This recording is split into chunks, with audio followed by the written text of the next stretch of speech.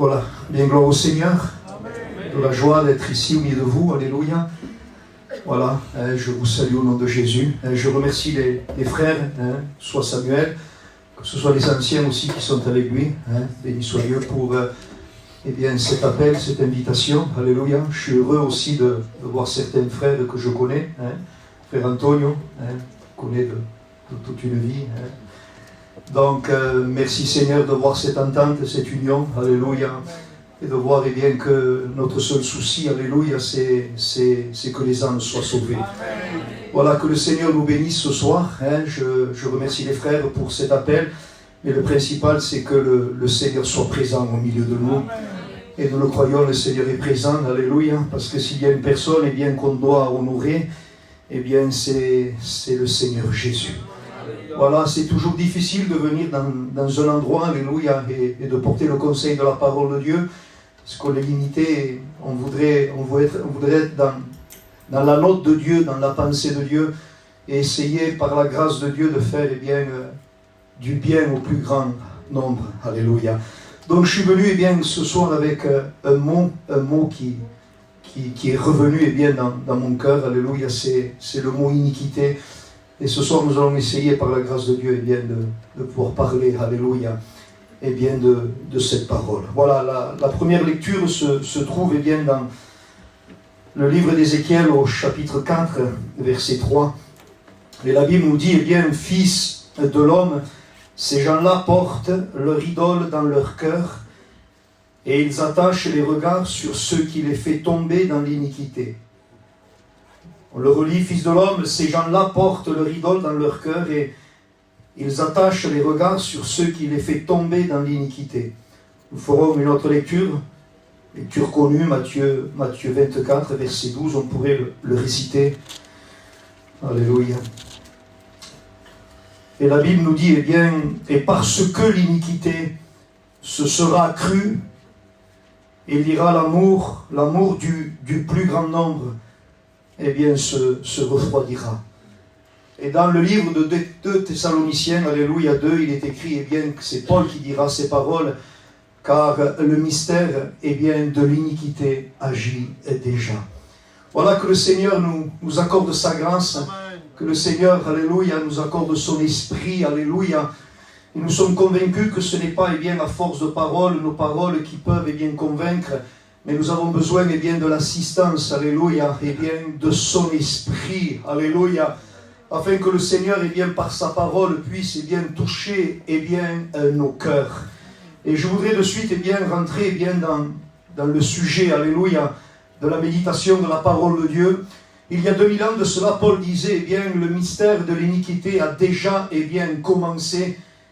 Et je voudrais dire qu'il est inutile d'être un prophète. Je pourrais dire que chacun de nous, et même nos amis, les inconvertis, les médias, alléluia, on peut dire aujourd'hui que le mystère de l'iniquité est à son comble, à son plus haut degré. Et Dieu dira ces paroles à Abraham, à la 4e génération, au 4e cycle. Il dira, Israël reviendra en Canaan, et le texte précise, par cette parole, quand l'iniquité des Amoréens sera, à son comble. Et selon la parole de Dieu, selon le livre du Lévitique, au chapitre 18, alléluia, il y a certaines choses, que je n'ose pas, dire, vous le lirez, le jugement de Dieu est tombé sur ce peuple. Quand certains péchés ont été légalisés, quand certaines abominations ont été légalisées. Et la Bible nous dit, nous révèle que le mystère de l'iniquité est une puissance, alléluia, un mouvement satanique qui agit qui agit de façon occulte, c'est-à-dire cachée, secrète, par des mauvais esprits, disons, alléluia, et disons les mots tels qu'ils sont par des démons.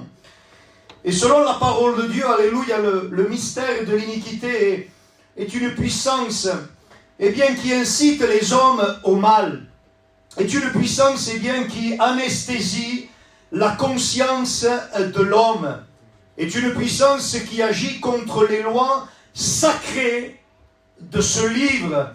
Et je tiens à vous dire qu'au jour d'aujourd'hui, le monde s'est tourné contre Dieu. Le monde est en révolte contre Dieu. Et je dirais que cette puissance agit contre les lois sacrées de ce livre, agit contre les lois, je dirais, morales. Et une puissance qui incite les hommes à banaliser le péché. Et au jour d'aujourd'hui, dans la société dans laquelle on vit, et même nous pouvons dire, dans notre peuple gitan, le péché est devenu quelque chose de banal. Et on dit, et on croit qu'on peut, vivre dans le péché impunément.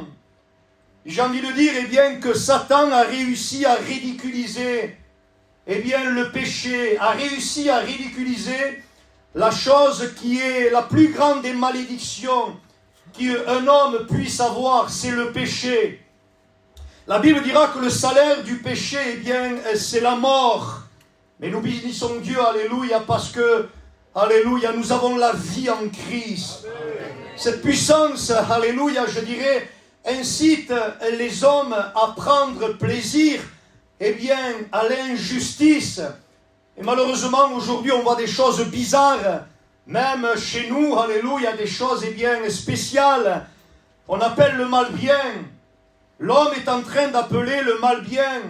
En train d'appeler ce qui est bien mal.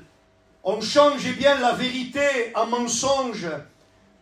Alléluia. Le monde honore ce que Dieu, ce que la Bible ne peut pas honorer.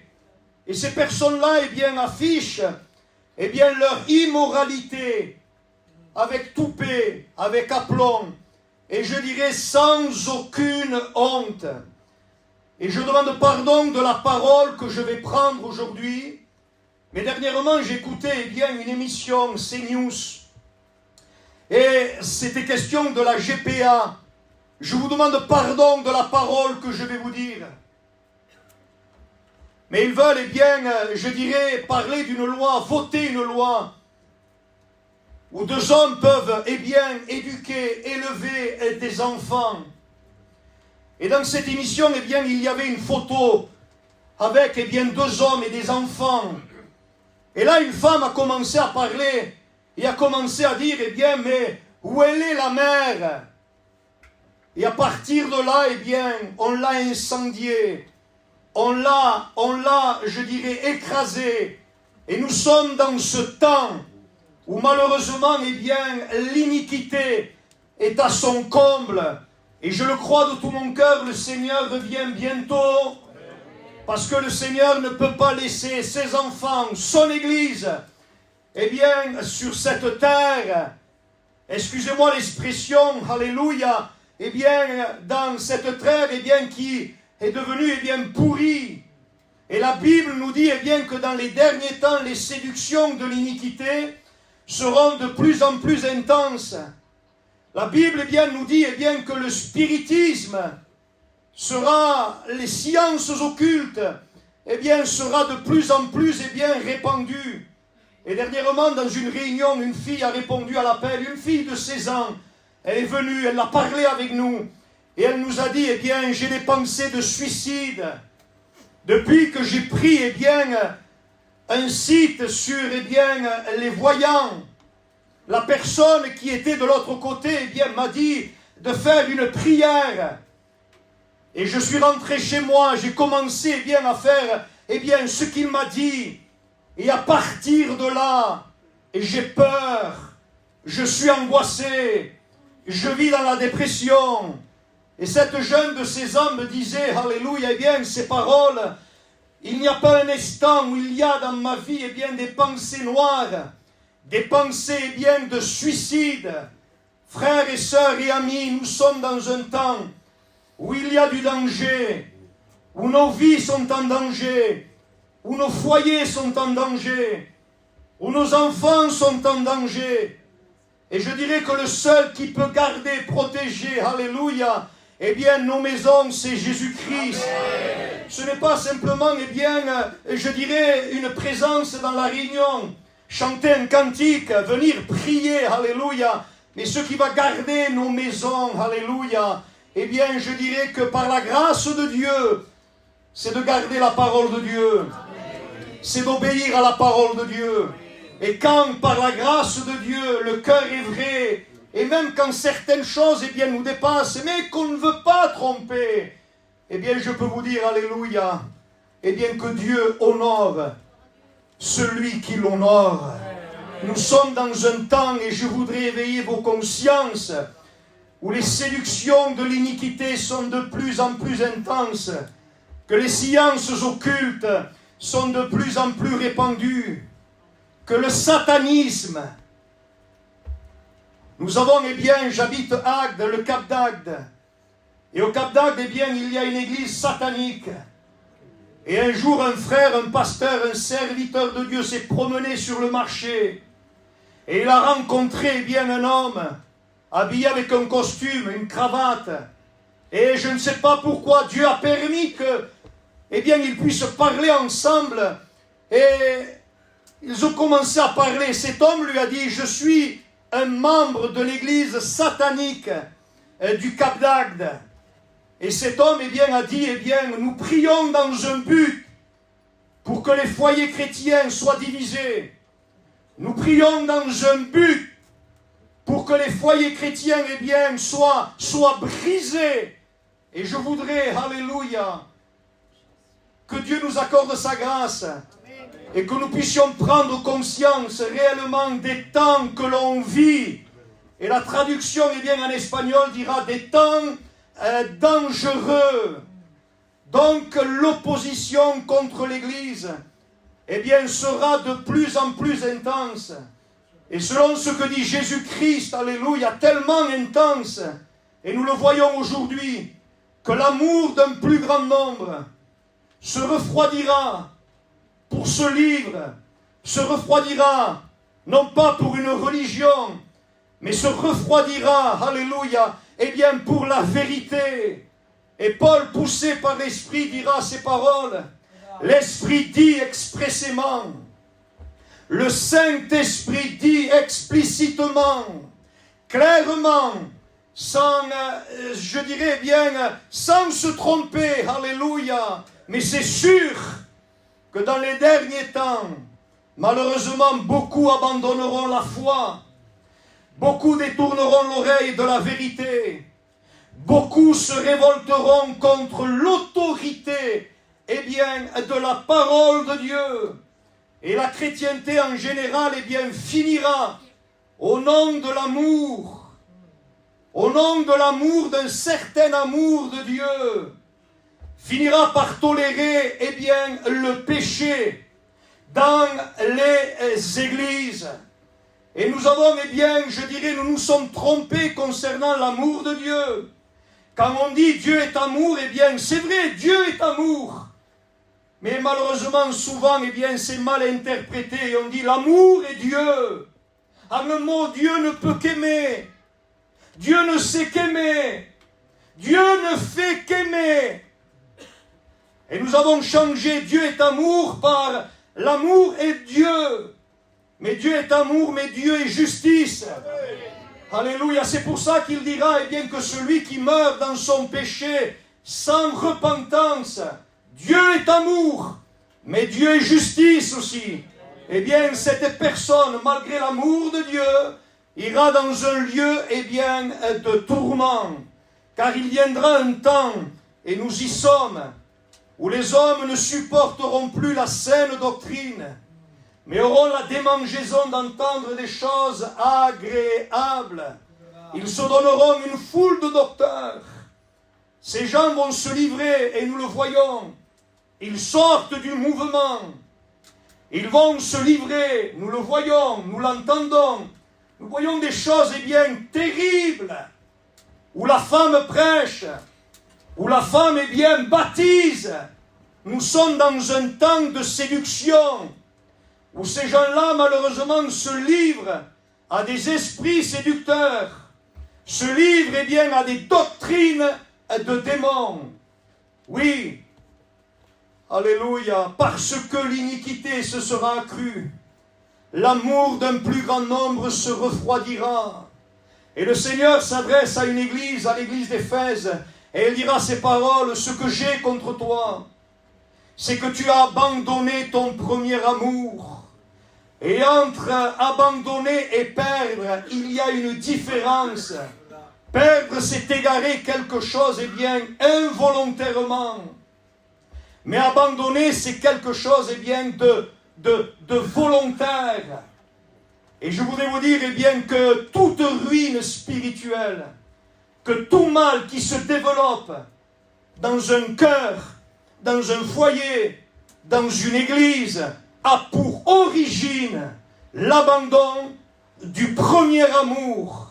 L'abandon du premier amour est la première étape, je dirais, eh bien, vers la chute. Et les signes qui nous permettent, eh bien, de voir que nous avons perdu, eh bien, ce premier amour, c'est quand, eh bien, on n'a plus faim et soif de sa présence. Et c'est David qui dira ces paroles: mon âme a soif de toi, mon corps soupire après toi. Les signes, c'est que on ne lit plus, ou presque plus, la parole de Dieu. Et quand on la lit, la parole ne nous parle plus. Les signes sont, eh bien, que nous avons, eh bien, fait disparaître le lieu secret. Oui, le Seigneur dira: ce que j'ai contre toi, c'est que tu as abandonné ton premier amour. Alors je ne suis pas compliqué, je n'ai pas les capacités pour compliquer, je n'ai pas les capacités de parler l'hébreu ou le grec, mais nous allons le faire simple. En un mot, le Seigneur est en train de dire à ces personnes: eh bien, je ne suis plus le premier dans ta vie.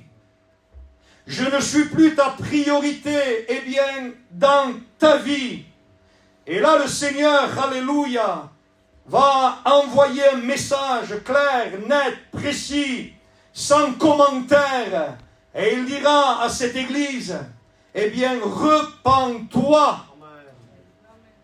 Déchire ton cœur, sinon j'ôterai de sa place ton chandelier. Sinon, je vais t'arracher, eh bien, de mon royaume. Et frères et sœurs, alléluia, les temps sont graves. Les temps sont mauvais. Ces moments sont solennels. Si Jésus n'est plus le premier dans ta vie, si Jésus, si Dieu n'est plus ta priorité dans ta vie, eh bien, avec conviction, comme le Maître l'a fait, je voudrais vous dire, alléluia, que c'est le moment où il faut déchirer nos cœurs, qu'il faut se repentir et qu'il faut revenir à Dieu. Parce que je crois que je suis biblique, alléluia. On ne pourra pas partir avec un cœur partagé. On ne pourra pas partir, eh bien, avec une idole dans le cœur. Et selon les Écritures, derrière une idole, derrière un faux Dieu, il y a, eh bien, je dirais, des influences, eh bien, mauvaises. L'idolâtre est en communion avec des influences, eh bien, mauvaises. La Bible dit que le Seigneur est un Dieu jaloux. La Bible dit que Dieu est haï. Eh bien, l'idolâtrie. La Bible dit, eh bien, que l'idolâtrie, eh bien, suscite et provoque la jalousie de Dieu. Et je demande pardon de la parole que je vais dire. Mais je voudrais ce soir, alléluia, que les consciences soient touchées. Amen. Que les cœurs soient touchés. Et pardon de ce que je vais dire.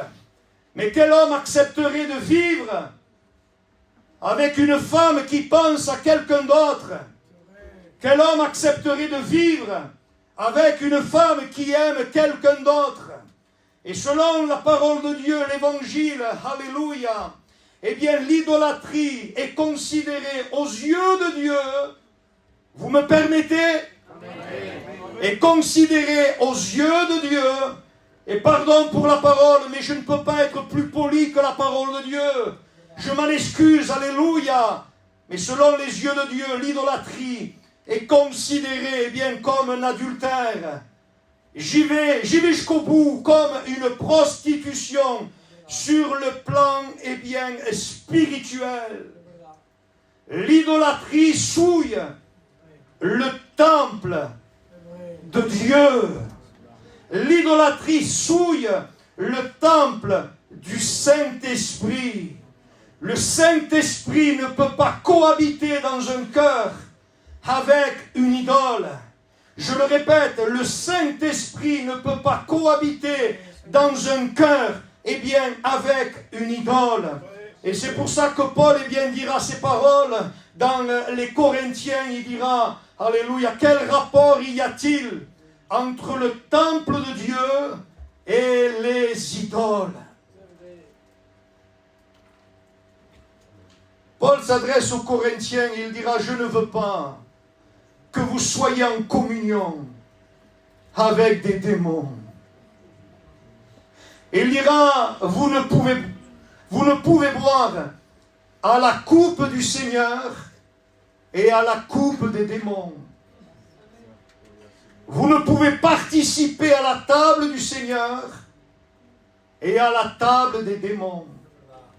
On ne peut pas être en communion avec Dieu et en communion avec des idoles. On ne peut pas aimer le Seigneur et en même temps aimer le monde. L'amour du monde, c'est accepter les désirs de la chair. L'amour du monde, c'est accepter les désirs de l'orgueil. Et dernièrement, j'ai écouté la prédication de quelqu'un. Et je pourrais dire que cette prédication était anti-biblique. Et cet homme disait ces paroles.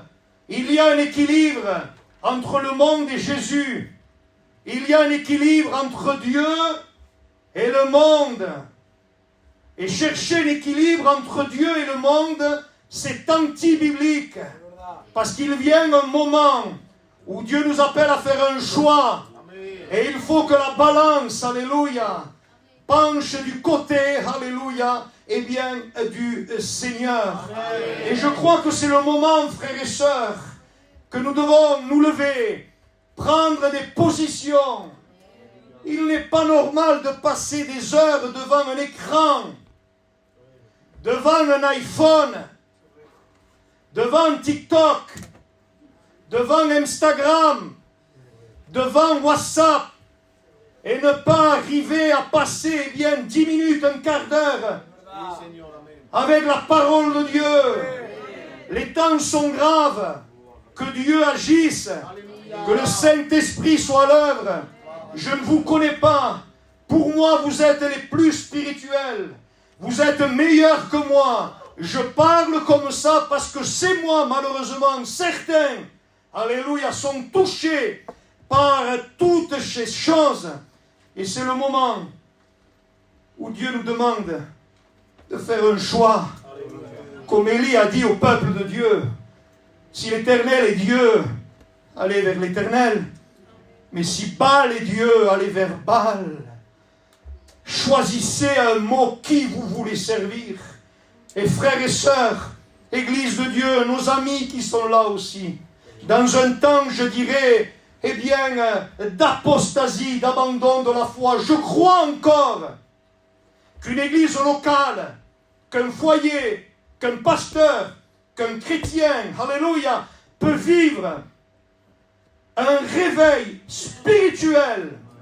Et quand nous lisons la parole de Dieu, tout réveil spirituel a commencé quand ils ont décidé d'ôter les dieux étrangers.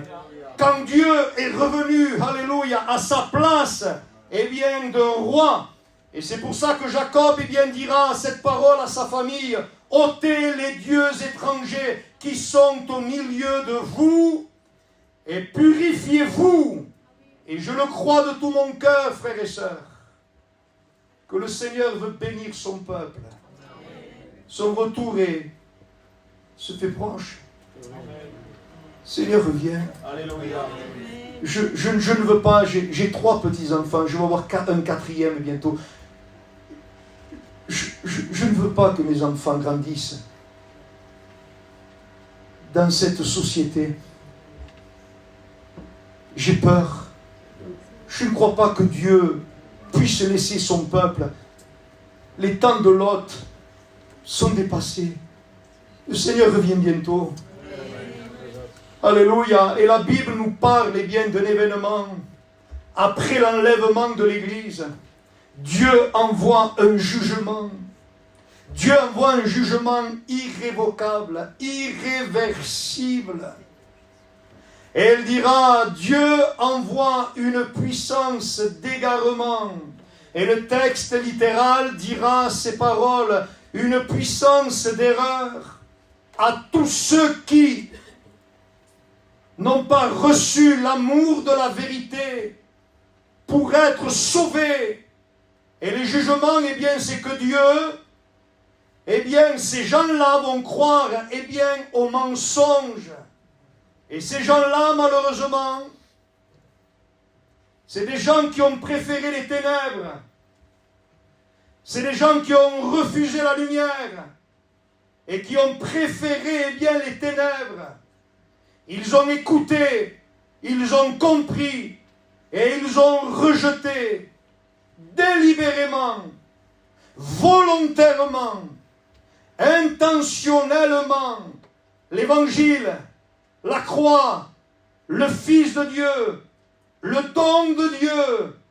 Ils ont foulé aux pieds le sang de Jésus.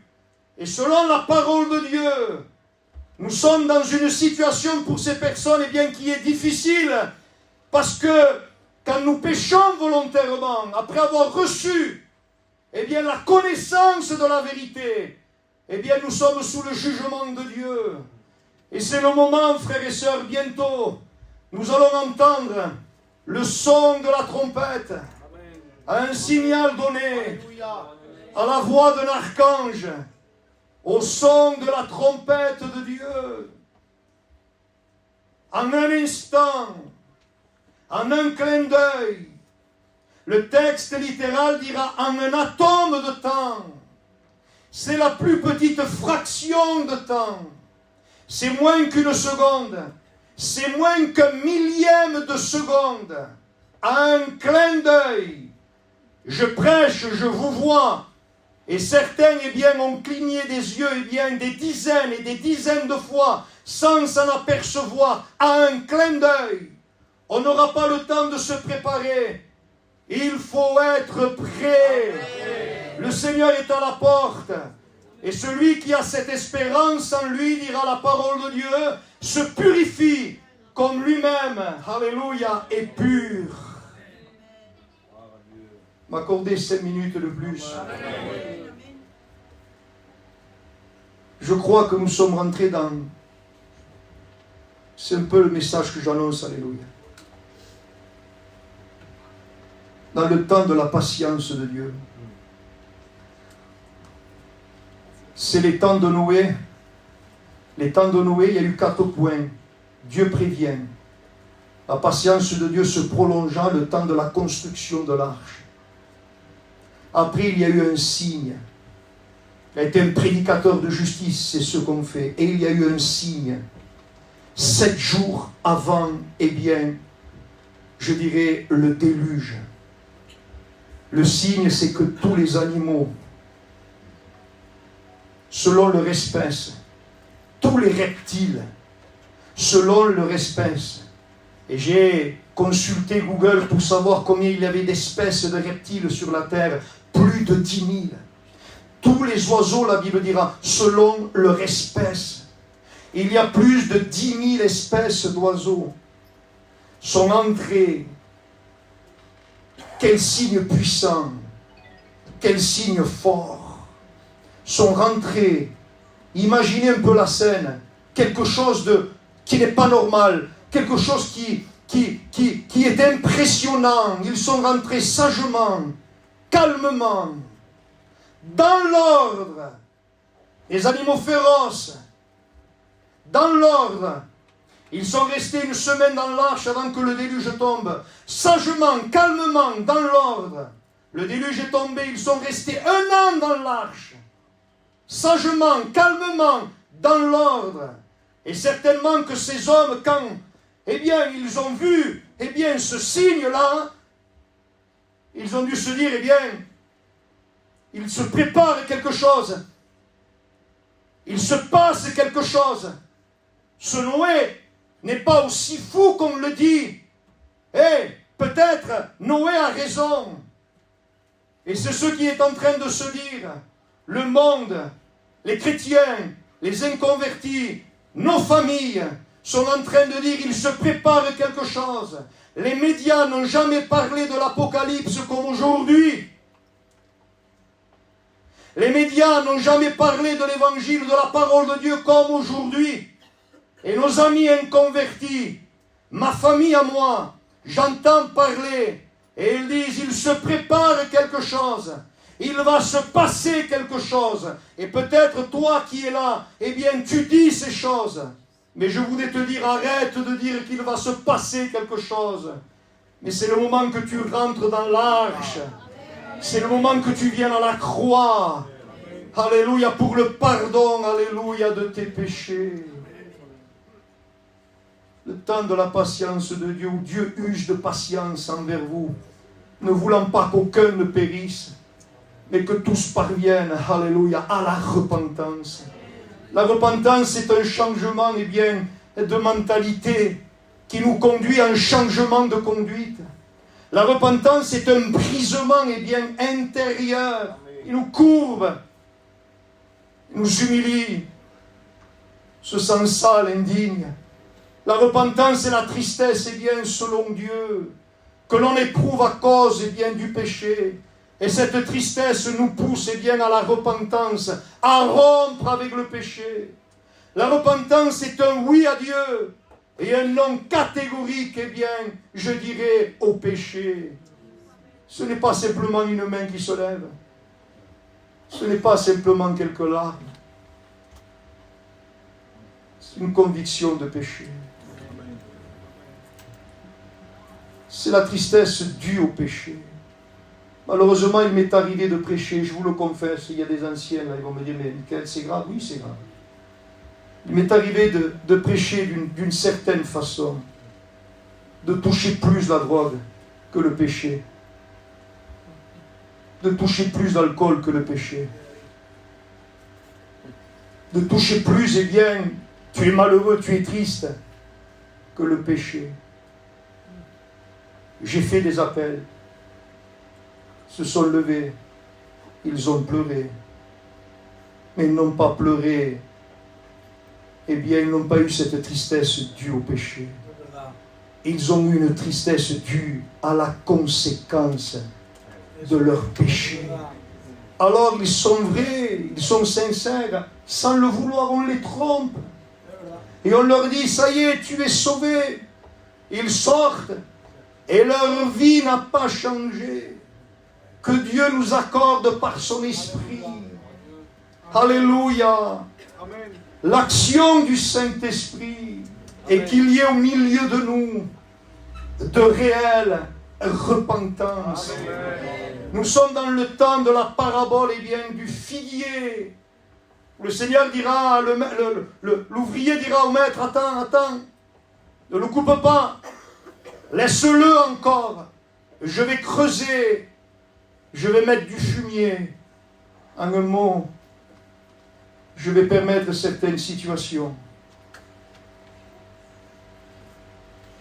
Tu sais que le Seigneur t'aime tellement. Dieu ne crée pas le mal. Dieu ne crée pas la maladie. Mais Dieu peut permettre certaines choses pour que tu viennes à lui.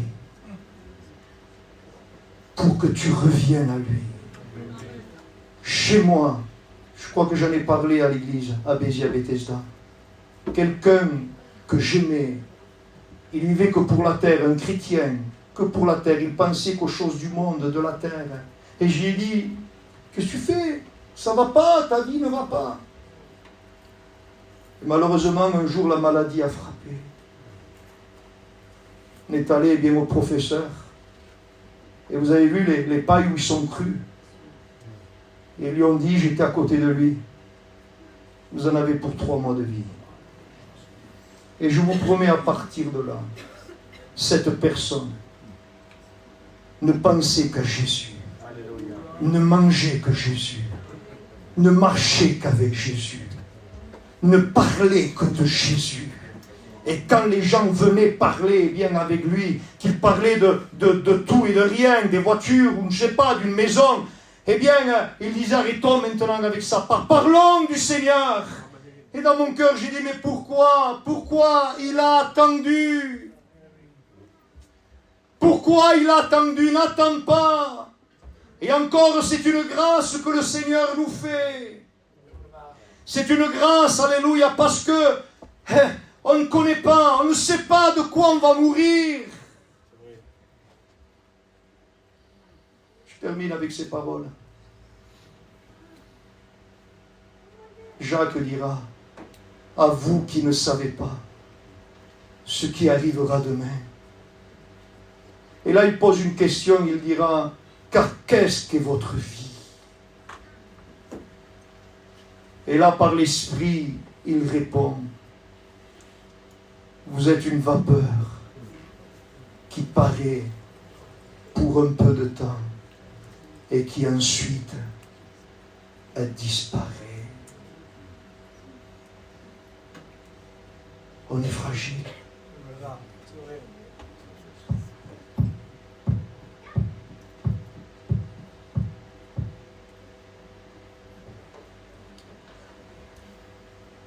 Vous me permettez de vous dire ça? Et je m'en pardonne aux anciens. Pour qui on se prend? Pour dire demain, pour rejeter. Le cœur peut s'arrêter à chaque moment. Tu peux t'allonger et ne pas te réveiller. Sache que tu es fragile. Repens-toi. Si quelqu'un a besoin de revenir à Dieu, Alléluia. Reviens à Dieu. Amen. On ne va pas vous faire lever les deux mains. On ne va pas vous faire, eh bien, je dirais, non. Mais cherchez Dieu. Déchirez vos cœurs. Demande pardon. Qui que tu sois, quoi que tu aies fait. Il n'y a de salut en aucun autre, car il n'y a aucun autre nom qui ait été donné aux hommes par lequel nous devons être sauvés. Le nom de Jésus.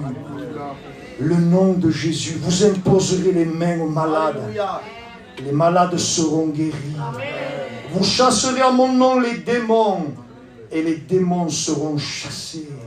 Son nom, alléluia, est plus grand que toute autorité, que toute domination, est plus grand que tout démon, est plus grand que Satan lui-même, est plus grand que le péché, est plus grand que la conséquence et bien du péché. Lien, vice, passion, alléluia, le nom de Jésus est celui qui peut sauver, et celui qui rend libre. Le nom de Jésus est plus grand que la maladie, quelle que soit la maladie. L'asthme, le nom de Jésus est plus grand que l'asthme. La sclérose en plaques, Jésus, son nom est plus grand que, je dirais, cette maladie. La maladie de ce siècle, alléluia, nous avons un Seigneur dont le nom est plus grand que tout nom qu'il y a sur la terre. Et je peux te dire, alléluia, quel que soit ton lien, tes vices, tes passions, si tu te repens, quelle que soit ta vie passée, alléluia, la noirceur de ton cœur, si tu crois ce soir, tout simplement, et tu reçois Jésus, il te pardonne, il te rend libre. Cette parole devient une démonstration d'esprit et de force et de puissance. Alléluia. Béni soit Dieu. On s'incline. Alléluia. Toi la gloire et l'honneur, Seigneur. Toi la gloire, Seigneur. Seigneur, que nous prenions conscience des temps que l'on vit. Que chacun de nous puissions sortir de ce lieu en étant convaincus que les temps sont dangereux, qu'il y a du danger pour nous, pour nos enfants, et que c'est le moment de rentrer dans l'arche, Les signes sont là. Israël est redevenu une nation. Israël est redevenu un État. Le 14 mai 1948, il y a 76 ans. Et à partir de là, le Seigneur Jésus dira, cette génération ne passera pas. Que cela n'arrive. Alors mon Dieu, je te prie de nous rendre intelligents. Seigneur, et de faire le bon choix, la bonne décision. Maintenant que ton esprit agisse, que ta parole œuvre, que les cœurs soient touchés. Seigneur, et si nous avons besoin de revenir à toi, Seigneur, nous voulons le faire. Seigneur, j'ai besoin de revenir à toi. Qu'à nouveau, Seigneur, eh bien, nos cœurs brûlent. Qu'à nouveau, Seigneur, nous soyons ardents. Qu'à nouveau, Seigneur, ce livre devienne, Seigneur, une passion. Qu'à nouveau, Seigneur, ta présence, Seigneur, devienne, Seigneur, une passion. Seigneur, viens créer un renouveau. Le vouloir et le faire vient de toi. Viens créer dans nos cœurs un désir de te chercher, de vivre avec toi, de dévorer la parole de Dieu. Tu veux que ton peuple soit fort. Tu veux que ton peuple soit heureux. Tu veux que ton peuple soit rempli. Alors je te prie de nous ramener, Seigneur, vers la source, Seigneur, de ta parole. À toi la gloire. Bénis cette église. Bénis mes frères. Bénis les pasteurs. Seigneur, au nom de Jésus. Amen. Gloire à Dieu.